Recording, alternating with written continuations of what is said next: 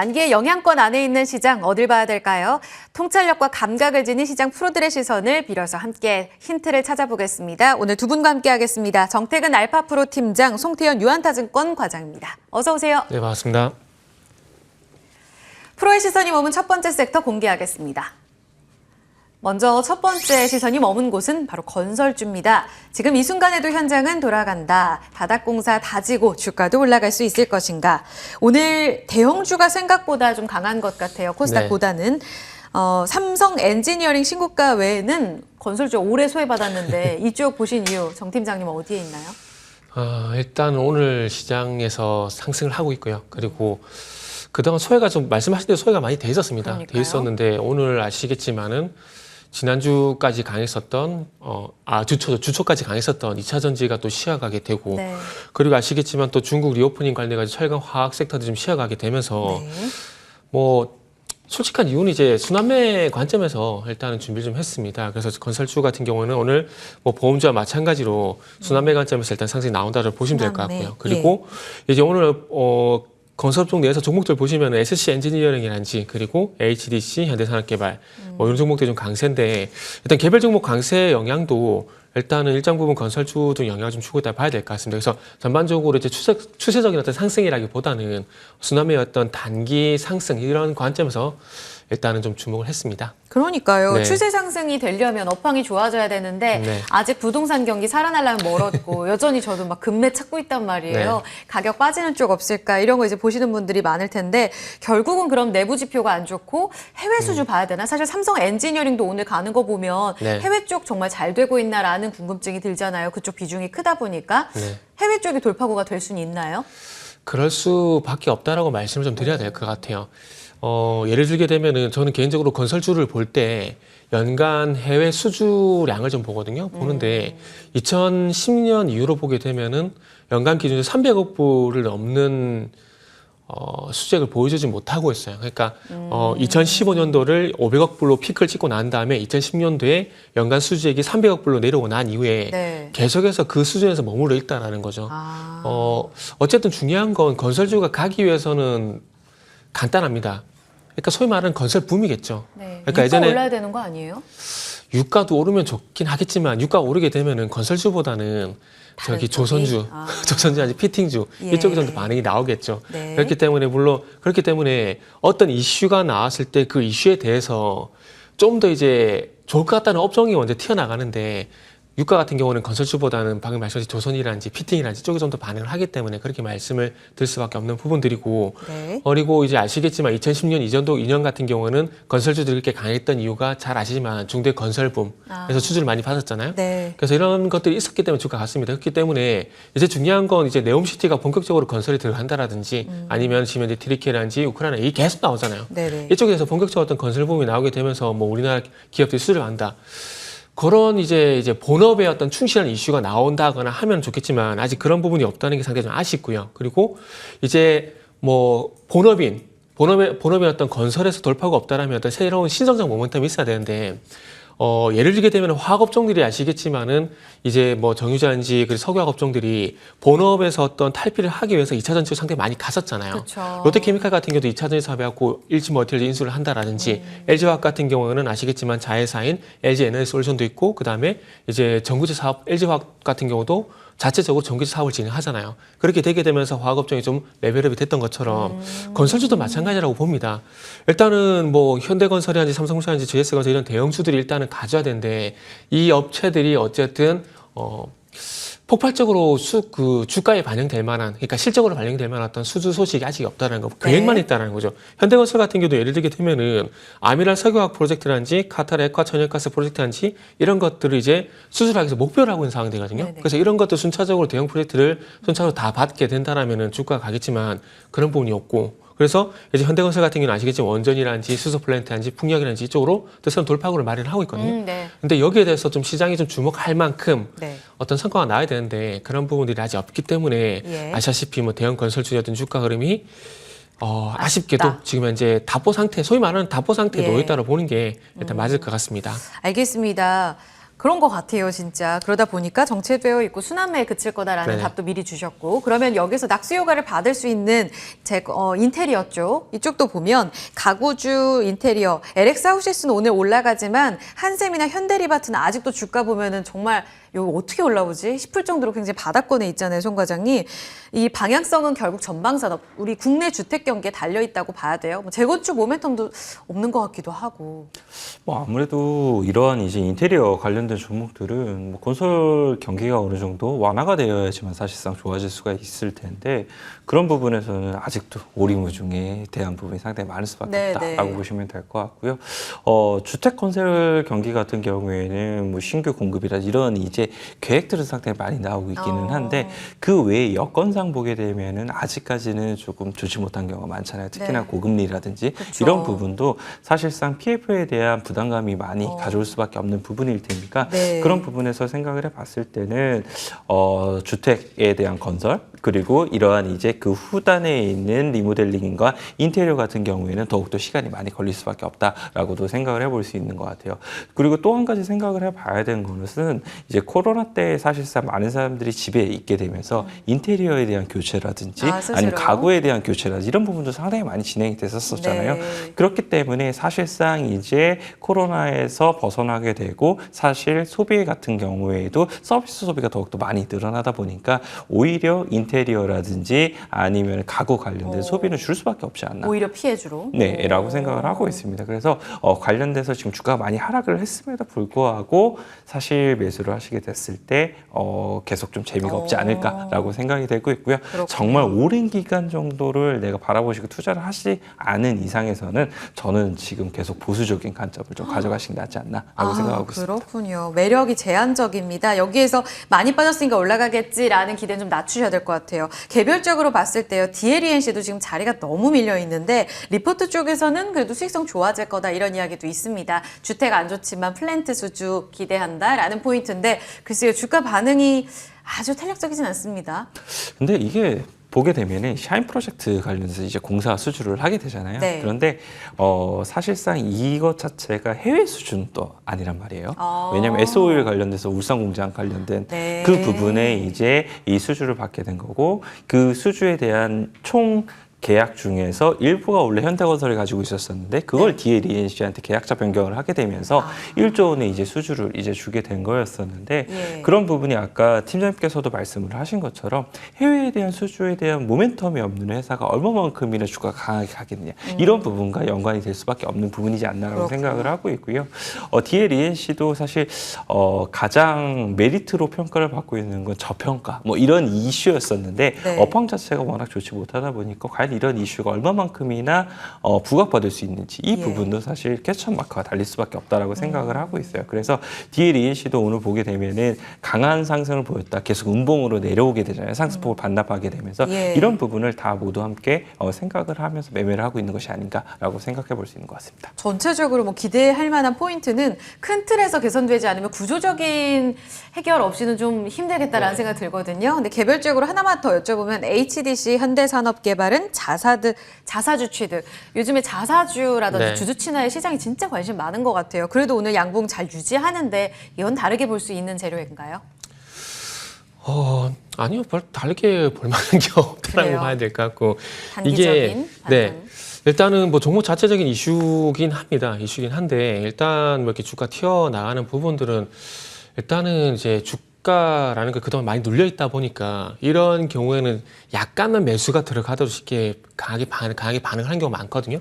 그렇기 때문에 뭐 HDC 현대산업개발 같은 경우는 그런 맥락에서 좀 보시는 게 맞다고 봐지고 그리고 이제 주주 환원책 뭐 같은 경우는 자사주 매입을 자사주 취득을 진행을 하게 되는데 요즘에 행동주의 펀드들이 무서워요. 조금만 그쵸. 이제 뭐 기업 내용이 괜찮은데 주가 안 간다거나 아니면 어떤 조금 아쉬운 부분이 있다면 이제 공격이 들어오는데 뭐 그런 걸 떠나서라도 이런 것들은 앞으로 많아져야 된다라고 생각합니다. 좋은 방향인 거죠. 네, 이런 것들은 좋은 방향인 거죠. 그러니까 꼭 시켜서 할 게 아니라 꼭 네. 안 시키더라도 이렇게 스스로 한다라면은 자발적으로. 행동주의 네. 펀드가 그렇게 하진 않을 거거든요. 그래서 이런 건 좋은 현상이고 그리고 또 중요한 건 이제 자사주 취득을 하게 되는데 이게 그 질문의 어떤 요지가 될 수 있는 부분이 계속 갈 것인가 네. 그런 부분인데 아쉽게도 이런 것들은 단기 모멘텀을 봐야 되겠죠. 왜냐하면은 자사주 매입이라는 게 자사주 소각이 됐던 매입이 됐던 취득이 됐던 이런 것들을 영원히 계속 할 수 있는 건 아니잖아요.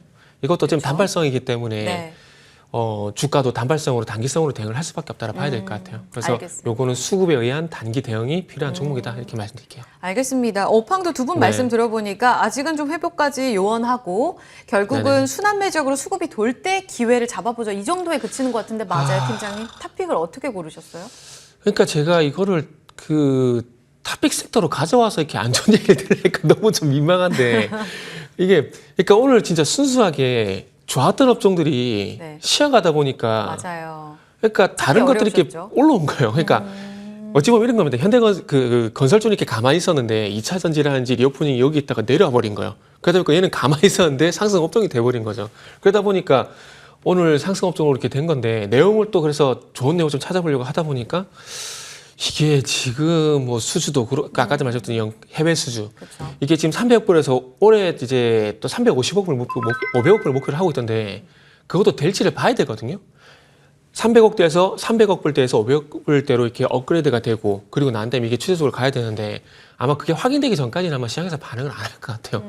그리고 이제 수주가 어떤 것들 수주를 목표로 하고 있다 이런 얘기도 있지만 이거를 연속적으로 수주를 받아 대형 프로젝트를 연속적으로 수주를 받아가지고 이게 딴 치고 나게 된다면 좋겠지만 그런 것도 좀 아니다 보니까 단계 좀 말씀드려야 될 것 같고 그 중에서 탑픽은 뭐 그 지금 이제 화면에 나오고 있는 HDC 현대산업개발을 말씀드려야 될 것 같아요. 수급의 어떤 단기 대응을 그나마 좀 할 수 있는 종목은 요 정도 있다. 그래도 주주 친화 네. 정책의 움직임이 주가의 방향성을 조금은 달라지게 할 수 있는 네네. 개별 모멘텀이다. 어느 정도까지 그럼 볼 수 있는 건가요? 오늘 많이 튀었는데. 그죠? 지금 요거는 한 13,000원 정도? 요 정도 짧게 좀 볼 수가 보자. 짧게 볼 수 있을 것 같아요. 왜냐하면은 저희가 자사주 취득 같은 경우 단기 이벤트라고 말씀드렸기 때문에 그렇죠. 주가 대응도 좀 단기적으로 잡을 수밖에 없다는 말씀을 드리고 싶네요. 알겠습니다. 탑픽 고르시느라고 고생 많으셨어요. 이 건설주를 보실 때 너무 기대 수익을 높일 수는 없을 것 같습니다. 두 분의 이야기가 굉장히 좀 제한적으로 나왔다는 점을 참고해 보시면서 개별적으로 오늘 호재 반영하는 HDC 현대산업개발의 움직임도 짧게 좀 더 이끌어갈 수 있는 부분 확인해 주시기 바랍니다. 자, 두 번째로 가겠습니다. 두 번째 오늘 프로의 시선이 머문 곳은 어디일지 또 같이 기회 찾아보죠. 공개합니다. 오전에 특히 더 좋았어요. 태양광 풍력이 같이 움직였거든요. 지금은 원전까지의 움직임이 같이 나오고 있는 오후장입니다. 다시 주목받고 있는 신재생 에너지 공략의 키가 될 수 있는 법안 모멘텀 이렇게 이야기가 나옵니다. IRA 미국 쪽에서 EU 쪽에서 이야기 많이 나올 거라고 하는데 뉴스를 통해 이야기는 많이 나와요. 일단은 다음 주에 발표된다고 하잖아요, 송 과장님. 이것 때문에 가져오신 거예요? 일단 그런 부분도 당연히 있다라고 말씀을 드릴 수가 있을 것 같은데 네. 뭐 그 외에는 역시나 2차 전지가 이제 주춤하기 시작을 하게 되면 과연 그 다음에 거기서 나온 수급들이 어디로 갈 것인가 여기를 두고 여러 가지 섹터들이 있을 텐데 뭐 그 중에 하나가 신재생이 될 수 있지 않을까라고 생각을 하고 있고요. 네. 사실 미국이라든 유럽에서 계속적으로 지원한 관련된 부분이라든지 이런 것들이 나올 예정에 있는데 사실 포커스가 맞춰진 거는 2차 전지 쪽으로만 사실 많은 거의. 포커스가 맞춰지게 그렇죠. 되고 수급이 들어가게 되면서 이제 주가의 상승폭 자체가 엄청 크게 갔었었는데 예. 그런 부분이 어느 정도는 풍력이라든지 태양광 관련된 업체 관련돼서도 충분히 관련된 보조금이라든지 세금적인 혜택을 이제 누릴 수 있는 부분이 있을 테니까 왜 이쪽에 대한 부분에 주가는 반영이 없었으니 이제부터는 조금씩은 이제 반영이 나올 수 있지 않을까 이렇게 이제 기대해 보면서 이제 가져왔다라고 보시면 될 것 같아요. 저는 덜 같지 않냐 이렇게 말씀하셨는데 사실 2차 전지에 비하면 주가폭이 약하지만 그래도 풍력 몇몇 종목들은 꽤 3월에 올라오는 종목들이 있었다고 저는 봤거든요. 그러면요, 송 과장님 14일에 이제 IRA 세부안 EU 쪽에서의 탄소 중립법 나오게 되면 초안이 나오면 이때 변동성이 나오는 게 아니라 오히려 실제 수주로 정말 가겠는데 하는 기대감으로 더 튀어오를 수 있어요? 일단은 기대감이 우선이죠, 사실. 뭐 수주에 대한 부분도 당연히 이어지는 부분이 있기는 할 텐데 그런 부분은 그렇게 크게는 중요한 것 같지는 않아요. 왜냐면은 CS 윈드라든지 아니면은 이제 SK 오션 플랜트라든지 이러한 수주에 대한 잔고를 보게 되면은 사실 수주量엄청나게 많거든요. 그럼에도 불구하고 이제 주가는 계속적으로 횡보 내지는 제한적이었다. 이런 점을 생각을 해봤을 때 정말 우리 눈이 휘둥그레질 정도의 이 금액으로서 수주가 나오지 않는 한에서는 수주에 대한 기반에서 움직임을 생각하는 것보다는 이제 투자 심리에 대한 회복이라든지 아니면 기대감에 의한 부분이 더욱더 많은 부분 영향을 받을 가능성이 있다라고 보시면 될 것 같고요. 물론 이제 시간을 두고 이런 보조금이라든지 세급적인 혜택을 받게 되면은 관련된 산업이 더욱더 발전을 하게 될 테니까 수주에 대한 모멘텀은 시간을 두고 다시 한 번 더 나올 수도 있다라고 말씀드릴 수 있을 것 같습니다. 그러면 세부안이 나오더라도 주가 꺾이진 않는다는 말씀이시죠? 변동성 단기적으로 혹시 커질까 걱정하셨던 분들은 이 부분을 체크하시면 될 것 같아요. 특히 오늘은 오후까지 좀 살아있는 쪽이 풍력입니다. 네네. 정 팀장님 보면 시세를 이제 태양광은 좀 꺾였는데 풍력은 좀 유지가 되는 종목들이 있어요. 네. 이 국내 안에서 모멘텀을 찾자면 풍력 산업과 관련된 이 발전법을 촉진하겠다 이런 내용들도 네네. 있습니다. 이렇게 되면 인허가라든지 좀 시간 걸렸던 부분을 빠르게 네네. 좀 개선시킬 수 있다고 하는데 이 내부 모멘텀 때문에 오늘 더 강하다라고 볼 수 있어요? 네. 제가 할 얘기를 다 하셨습니다. 다 하셨고요. 그래서 해외 쪽보다는 국내 쪽으로 일단은 저는 모멘텀이 일단은 발생이 됐다라고 봅니다. 그래서 오늘 풍력 얘기가 나오게 되면서 어찌 보면 대장 얘기가 나오는 CS윈드는 약하거든요. CS윈드는 약한데 그러더라고요. 두산 에너빌리티, 유니슨 같은 종목들은 현재 6%, 4% 강세예요.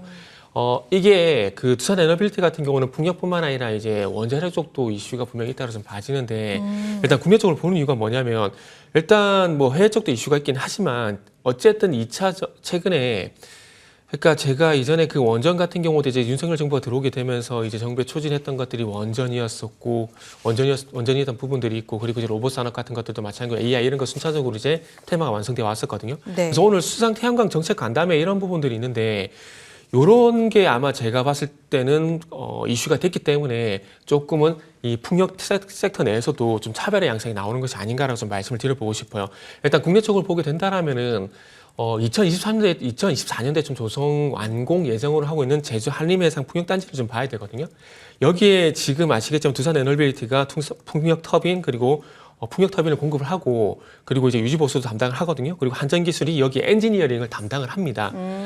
그리고 이제 현대건설 같은 경우는 자회사 현대스틸 산업을 통해서 터빈 설치 전용 선방을 이제 건조를 하는데 지금 방금 말씀드린 종목들이 오늘 풍력 테마에 거의 상에 다 올라와 있어요. 그러니까 제가 이슈를 먼저 그 종목 보는 이유가 요겁니다. 그러니까 이슈에 따라서 종목들이 달라질 수밖에 없다는 거죠. 그래서 풍력 얘기가 나오게 되면 풍력을 다 보시는 게 아니라 풍력 이슈가 육상이냐 해상이냐 앞으로는 해상 쪽으로 아마 좀 더 이벤트가 더 많이 나올 겁니다. 더 나올 건데 그쪽으로 보시고 해상 풍력 같은 경우도 미국이 되는지 우리나라가 되는지 유럽인지에 따라서 네. 아마 아마 부각되는 종목들은 달라질 거라 봅니다. 근데 오늘 같은 경우는 해외 쪽보다는 국내 쪽으로 내부로. 일단은 보는 게 맞다라고 봐지고 그런 이슈가 있다 보니까 방금 말씀드렸듯이 한전기술이 그리고 두산에너비티, 현대건설들이 그래도 상위 올라온 이유가 그런 맥락이라 보시면 될 것 같아요. 그러면 오늘 네. 원전 모멘텀이 아니라 풍력 정부 정책 모멘텀으로 두산 에너빌리티나 한전기술을 봐야 된다 이 말씀이세요?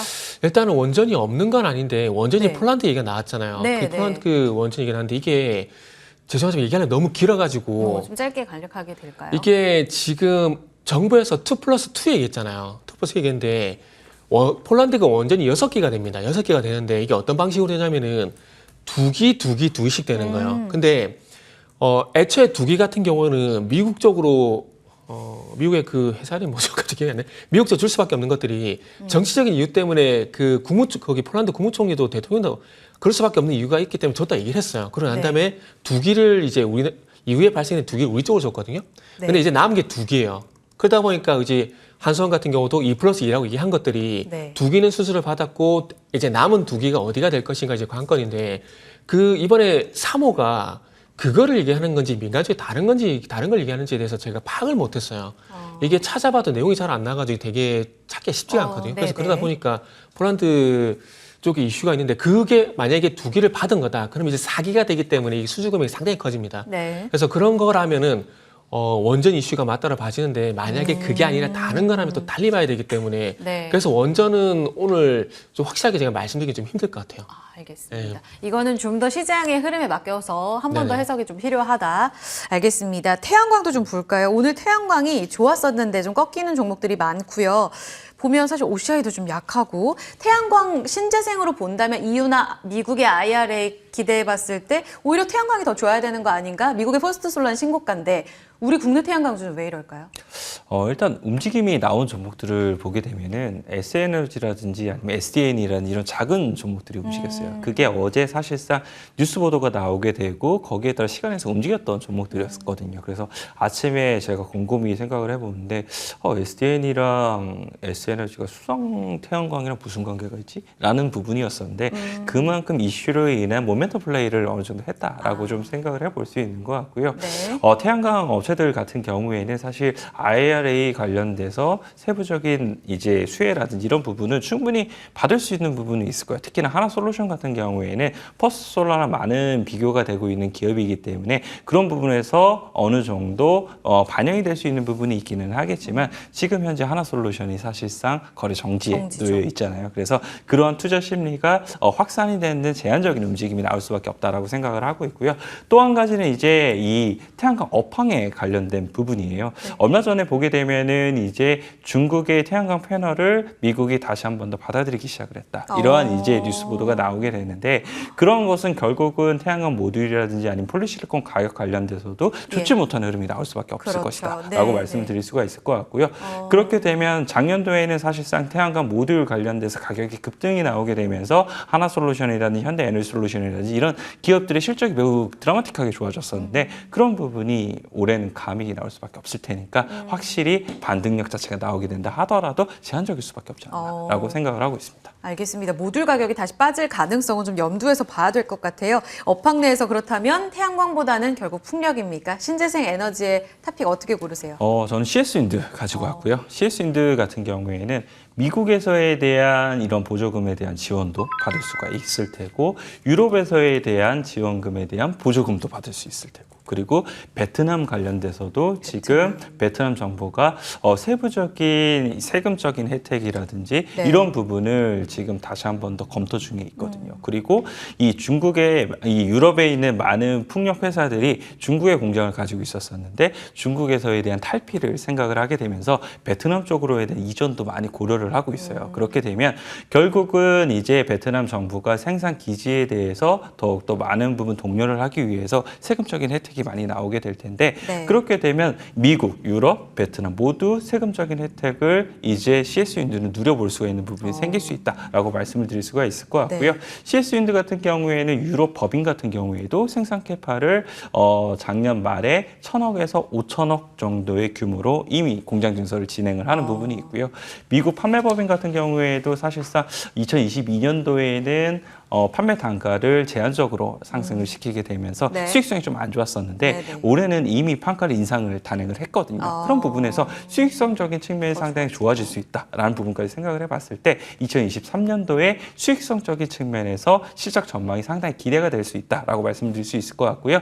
지금 이 전망을 보게 되면은 한 1,100억 정도가 나올 걸로 예상이 되고 있어요. 그렇게 되면 2022년도 대비 한 130% 정도 이익이 증가를 하는 부분이거든요. 그렇게 되면은 사실상 실적에 대한 모멘텀을 가져갈 수 있는 회사들이 제한적일 텐데 뭐 CS윈드는 거기서 조금 더 이 프리미엄을 받을 수 있는 요소도 있지 않나라고 생각을 하고 있습니다. 오늘 반락으로 이어졌거든요. 지금 잡을 기회인가요?